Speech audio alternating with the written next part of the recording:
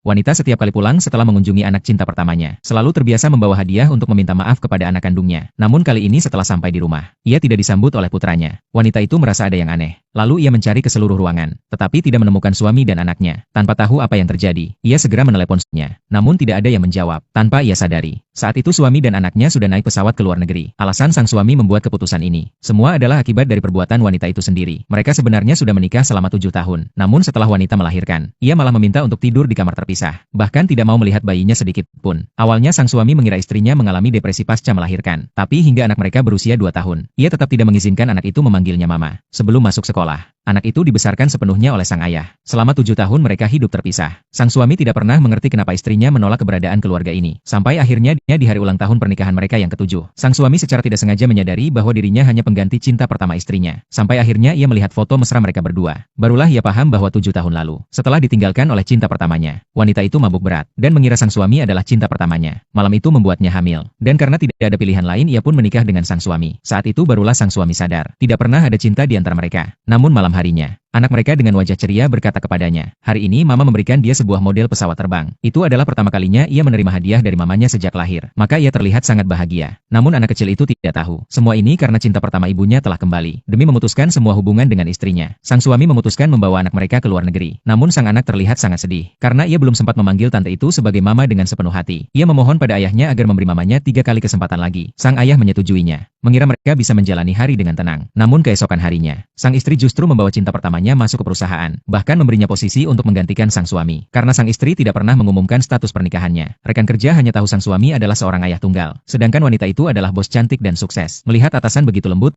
baru, semua mulai berspekulasi hubungan mereka tidak biasa. Pasti itu adalah pacar barunya bos. Sang suami hanya diam. Diam-diam ia menulis surat pengunduran diri, berniat menyerahkannya ke HR setelah jam kerja. Ia tahu pria itu datang untuk menggantikan dirinya. Tak lama kemudian, cinta pertama mulai mencari masalah, meminta sang suami membuat kopi manual untuknya. Karena ingin segera keluar dari perusahaan, sang suami tidak ingin ribut lagi, maka ia melakukannya. Saat sedang membuat kopi, sang istri tiba-tiba mendekatinya dan mengingatkan, cinta pertamanya alergi susu. Jangan tambahkan susu ke dalam kopi. Itu adalah pertama kalinya ia melihat istrinya begitu perhatian pada orang lain. Sang suami pun sadar bahwa dalam hati wanita itu, ia dan anak mereka selalu dianggap orang luar. Ia lalu menyerahkan kopi itu pada cinta pertama. Tak disangka setelah diminum, pria itu tiba-tiba kesulitan bernapas, lalu menuduh sang suami telah menambahkan susu ke dalam kopinya. Sang istri langsung kehilangan kendali, mengambil tongkat listrik, memaksa suaminya berlutut dan minta maaf di depan umum. Akhirnya pria itu tersengat dan jatuh ke lantai. Sang istri tidak peduli lagi pada kondisinya, hanya fokus membawa cinta pertamanya ke rumah sakit. Namun saat tiba di depan gedung, ia melihat anaknya baru pulang sekolah. Meski anaknya menangis melihat ibunya, wanita itu tetap memilih pergi. Tidak lama kemudian, sang suami pergi ke HR untuk menyerahkan surat pengunduran diri. Ketika ditanya oleh atasannya, ia hanya menjawab singkat, ibu dari anaknya berada di